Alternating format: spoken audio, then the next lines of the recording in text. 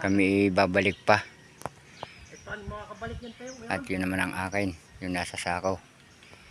Niyon. Hay sa kalakaay may may papayang lalaki namumunga.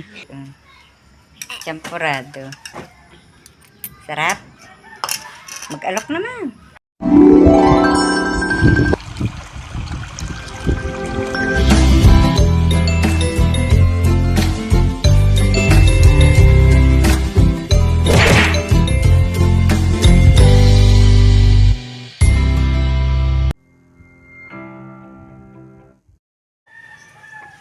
Good morning mga kabrasa, panibagong vlog na naman po natin ngayon at kami po ay mangangahe muna ni Ares, kaming tatlo.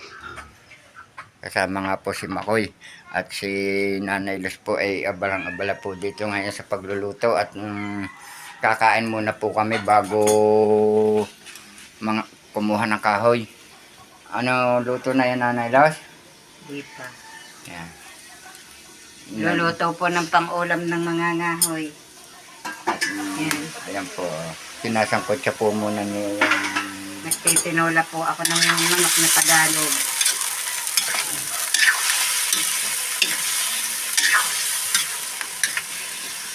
At kaya nga po kami mga ngahoy ngayon ay malapit na nga po ang birthday ni Nanay Luz na pa 60 na niya sa October 11. 60. 60 nga. Kaya po iipon kami ng October 12 po. mag-iipon nga po kami ng kahoy. At si Lok naman po, oh. Hi muna, bebe. Bebe, hi muna. Ako po. Hi muna, bebe. Ah, yun po, nangangain po ng ubay. Bebe, hi muna, dali. Hi muna. Ay.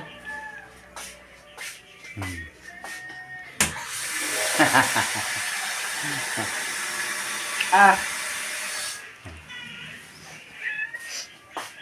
Si Ulan nga pala hindi pala makakasama at pag ang kamay masakit. Bakit na ano? Ay pinahilot daw niya kahapon. Ano? Nakain na po ang mga ngahoy. Kasali po yung dalawang bata. Ano kang kaya niyong madala mga bata? At kayo kasabay-sabay diyan. Kain na. Look, pakit na kain. May laruan pa. Oh. Kain. Kain. Kain ko yun. Oh, bakit si Camille? Kain na, nasaan yun? Nakakain yan. Kain na Ulan. May S. Hindi. Ayun yun ang Tagalog. Tagalog ka, yan. Yung... Gusto niya English. Kain na. Kumain ka na. Nasa na mga kutsara. Ano yan, Camille? Tinan mo naman, Ruby. Camille, ano yan? Sardinas? Ay, kinuha mo na? Nag-aabang na sa akin. Ba't mo yung mga kutsara? Bakit ang favorite niya? Oh, bebe. Bebe, ah. Oo ha, favorite niya yan. Isag na ikan. May sabaw na ang kanin mo talaga. Kain na Ulan. Nga. Aba, ano? Yung ga sabaw. Ako'y mag-iigop lang na sabaw. Alin ito? Kuha na na. Yan na sabaw. Mga ulam. Sabaw eh. Bigay mo sa papa ang kanin mo. Kaya pagpalit mo sa tumak ang kanin mo. Yun ang gusto mo.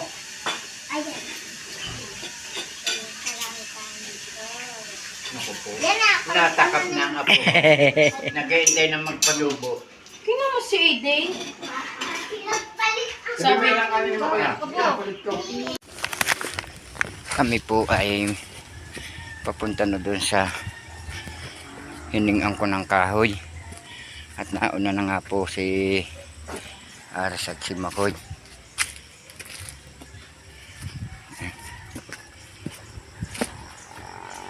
Nawa po naman ng Diyos ay talagang gumanda na ang panahon.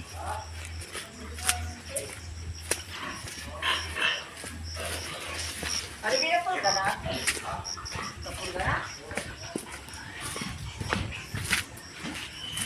Nilinis uli ni Kautol itong daan.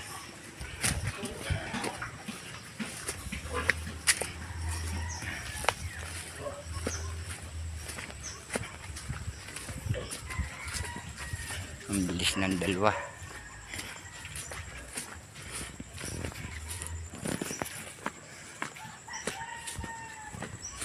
Umalis po kahapon si Kautol, nakita ko kahapon.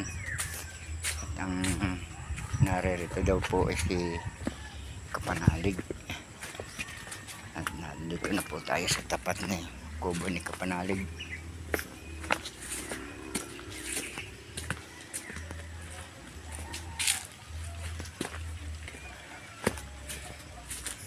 Yan.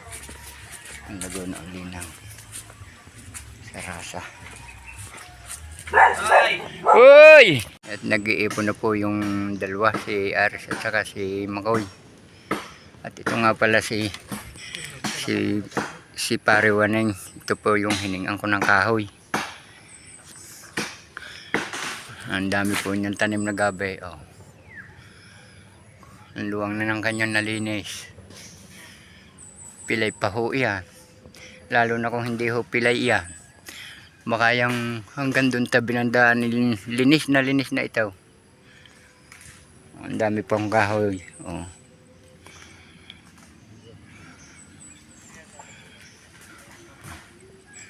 Susunod daw si Ulan eh. Nakain lang. Pero isang nakahapay na pwede na yun. Bago yung... Alay? Hindi. Anong ganting kahoy iyan? Hindi alin yun. Yung nasa taas na yan? Alin din yung nakahapay na yan. Ito, yung isang yaon? Oo. Hindi alin yan. Oh. Yung si... Sariwa pa yan, Arais. Arang isang aray, pabaksakan mo. Yun. Arang isang kahoy na aray, pabaksakan mo, Aray. Sariwa pa, right? Hindi. Tuyo na. Oo. Nakasangat doon. Ayan.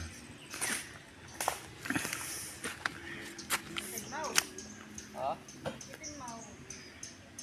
Ikaw ang pumutol na, Aray. Handa ko ngayon sa iyo. Asa.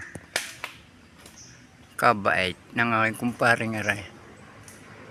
Ikaw lang naman hindi mo pa tsakay. Ba naman, hindi naman gayo. Huwag naman. Sabay ko sa iyo eh. Kala ko ikaw inikuan. Naka-ready na po yung mga kinuha naming kahoy. At Yeah. Putang ina. Ayos na. kami babalik pa. Eh, paano makakabalik yan tayo ngayon? At yun naman ang akin. Yung nasa sako. Hindi mo mapupuntahan ang alagaw doon. Matanda na yun. 100 taon ang mahigit. Ang ganda na sili. Oh. Yung pala kukunin ko mamaya, madala sa amin. Babalik ako. Dadalhin ko sa amin ng kukunin ko. Babalik tayo. Sa panghakot. Ay, ang kukunin ko na yung dadalhin ko sa amin. Yan pala. Ayan ang kubo. Pag nakakita ko. Si Camille pa. Anong ginagawa mo, Camille? Nagluluto ka na? Nag-iinit ka lang ng tubig. Nag-iinit na po pala si Camille lang tubig. Wala man lingas ang sigang mo. Camille. Walang lingas. Hindi ko kulo yun. Nalinis na rin po yung kalderong pagsasaingan.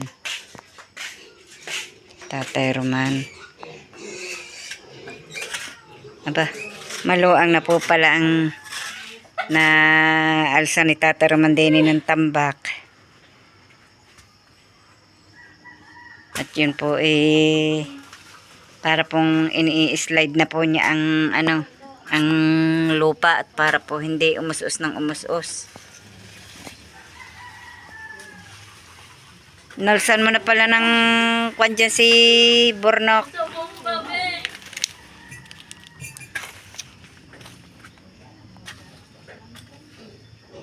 Isang kwan mo na tanggalin yung kay Bornok na yun. Isang linggo na. Isang linggo na. Kaya pinatagpatag ko para yung patungan niya ng kwan. Bakit doon mo yun inilagay? Ay, pag inatambakan, buhat pa rin yan. Lalo na yung bulaklak na pula. Na ano yan? Ay, yung halaman. Oo. Pag inatambakan, eh, buhat pa rin yan. Ari pa pinaloang-loang ni Tatay Roman at kaya po tinanggal yung tambak. Ay, dini dati nagtutungko. Kaya po tinatanggal niya yung umus-us na lupa pong iyon para po ari lumuag-luag. At dini po magtutong ko pagka po nagluto. Yun, ginaganyan po ni Tatay Roman. Dahil yung pong pag po yung umus-us ng lupa, itong bandang ilalim pong ito, tatangwa na naman po ang yung laman ng kamuti. Tatangwa na naman po ang guguho na naman po.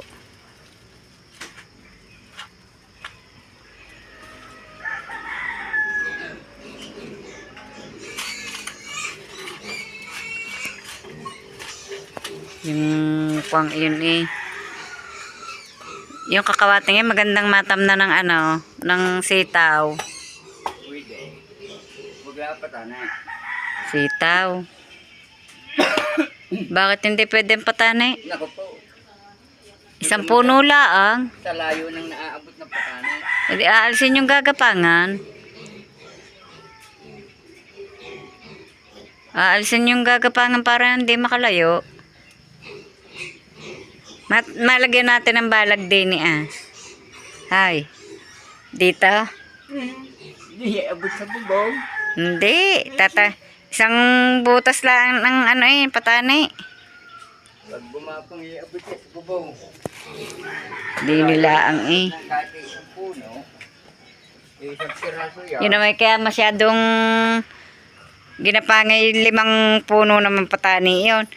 Hay sa Kalaka ay may ano, may papayang lalaki namumunga. Alam mo kung anong ginawa? Tinusukan yung pinakagayon, lagyan ng tusok. Ang puno. Oo, yung katawan. Nakakatuwa pa't mababa pa. Pero siya dati lalaki. Ba't mo alam? Eh kita ko doon sa pinuntahan namin sa Kalaka. Dini dati nagtutungko eh. May mga pinagtungkuan dati. Kaya nga. Kakaunti na po ang aalsan po ni Tatay Roman ng tambak. Bakit nagkagayon na yung sangga ni Burnok? Yung Hingi na ulit ng pakain ng biik. sa linggoy ako hindi na nasa. Kaganda-ganda po ng araw kanina. Ngayon po ay ayan. Naulan na naman. Nababasa ang mga kahoy na kinahoy na ayun. Yun. Ari po yung tinanggalan po ni Tatay Roman ng tambak po nina. Kaya si Tatay Roman po ay nakaalis na po ulit. Nasa Cavite na po ulit. Ayan o. Mapupuno po ulit ang aming sahod na drum. Sahod po dito sa ulan. Ulan na naman. Ay nakaw, hindi na pala yung naayos ni Tatay. Basa yung nasa sa akong iyon. Nakakalimutan na. Hindi na po naayos yung ibabaw ng pigire. Anong ginagawa mo dyan? May bata pong naglalandi din sa lababo. Magpunas ng kamay. Ako po may sinalang pong tubig. Gato ni, baka malaglag. Malaglag nga po. May sinalang po akong tubig panglagay po sa termos. At mamaya po ay magsasaing naman. Ang kasama ko po dito sa bahay ay 2 pong bata. Ari po ang isa. Ari po ang isa. Magkapatid po.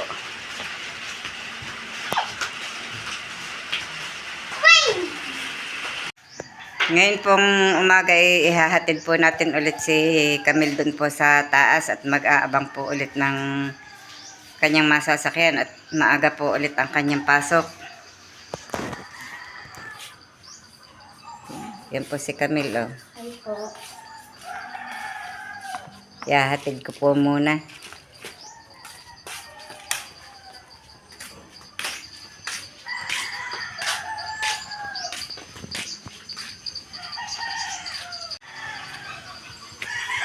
Ang amin pong daan ay sobra pong madamo ngayon at ari po nawalasan ko na ay ikinalat po naman ulit ng manok ang akin pong winalis.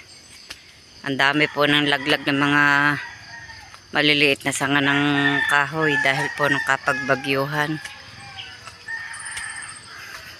Nga po at may mga nabali pa nga pong sangang sariwa sa lakas po ng naihangin po dito. Nakakatakot nga po eh. Ano, dami po ng mga... Ang pera mo, dala ma? Nagtsinelas na po muna si Camille at mahirap po maglakad ng nakasapatos din eh. Nasasaktan daw po ang paa. Sobrang damo. Din nga po may nakabitin pang sanga kaya nakakatakot pong dumaan din yun po. Mismo pa naman pong nasa tapat ng aming daanan. Magmadali ka dyan.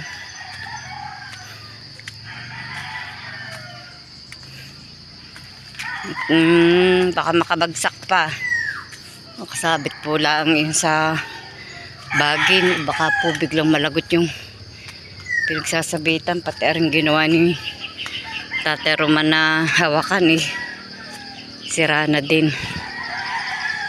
Yan, ang dami po ng mga laglag na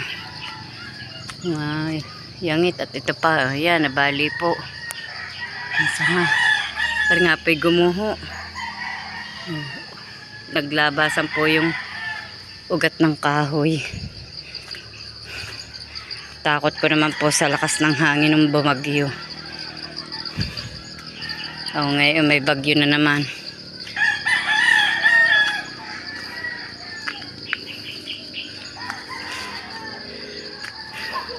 Ilang araw na po si Camille na lagi pong maagang napasok.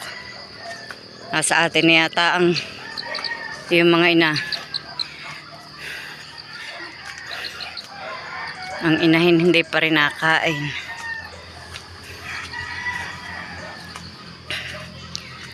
Sikat na ang araw.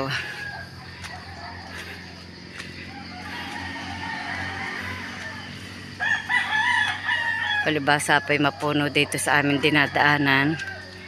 Kaya po laging madamo kahit po ito'y walisan ng walisan.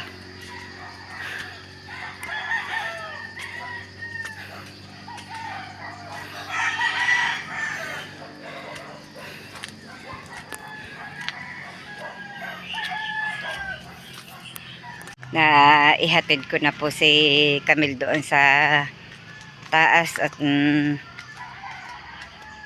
sa motor ko po napaangkas at hindi po nadaan yung inaabangan po namin kanyang susunuan at hindi po yata pumasok. Buti na lamang po at yung aming apo sa pamangkin doon po pala pupunta sa pinapasokan po ni Camille ay di doon na po napaangkas sa motor. Ako po uuwi na ngayon at magpapakain po muna ng mga alaga. At pati po yung aking alagang bata ay nasa habilinan. Ando doon po sa kanyang ninang.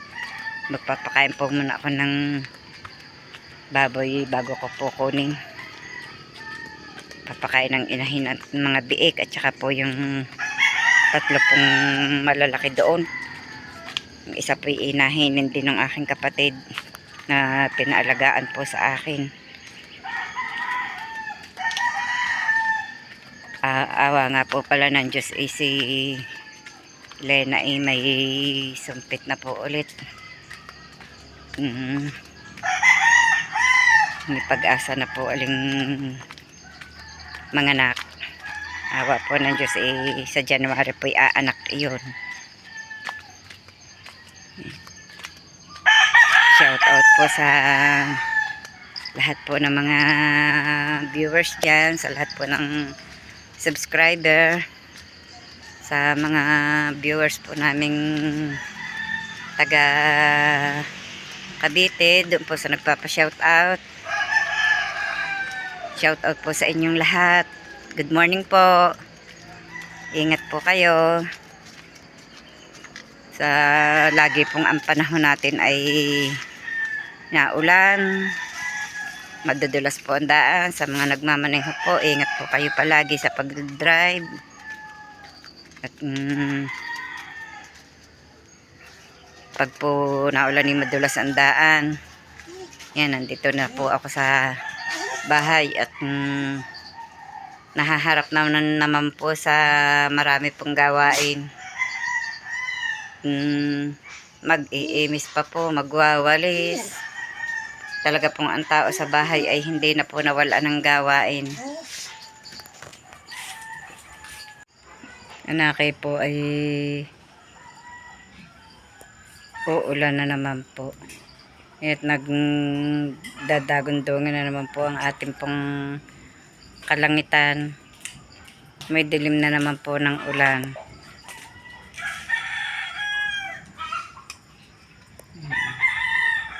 Kulimlim. Ano yung kinakain mong yan? Champurado. Ay, nangangain po si Hali ng kanilang feeding. Champurado. Nahilig ni ining sagay. Champurado. Sarap. Mag-alok naman. Mag-alok. Kain po kayo. Kain po kayo. Inay. Po. Tiga bukas may walang pasok. Wala. Nasa bayan si Ma'am Bakit pa ba yan? Hindi ko alam. Lahat ng Ma'am daw Yan. Malalaki ng patak ng ulan. Naulan na naman po. Uulan. Saan kaya Hapon kami na. tutulog? Sa inyo. Ako po'y hindi na nakapag-atsara. Walang maatsara at ang papaya po mga natumba. Tsaka po nabulok po ang bunga. Hindi na po nakapag-atsara. Wala po akong Si Black atsara at sa si aking birthday. Bingo. Yan, pati po sumali na. Ay, si Concho pala yun. Inay, Tingnan akala niyo po ko ang ganda po ng halamang area. Napalago ko agad. Ganda. Buhay na buhay ang kon Ay, dapat iyan nilalagay mo sa labas. Hindi na. Tinuto ka ng manok. Ang akin pong mga halamay nagmatira na at dahil po ng mga manok. Yung pong mga inahing manok pinagpupulpugan po ang mga halaman kaya po mga namamatay. Nag-iilan na nga po ang natira. Ah, kaya pala dyan laang po yan? Hindi ko lang nilagay. Hanggang dito na lamang po muna muli ang aming vlog at maraming salamat po sa patuloy niyo pong pagsubaybay hanggang sa dulo ng aming vlog. At saan man po kayo naroon, nag-iingat po kayong palagi at ngayon po ay lagi na pong masama po ang ating panahon. Lagi po nagbabadya ng ulan. Sana po palagi po kayong mag-iingat. Saan man po kayo naroon. Bye-bye and God bless.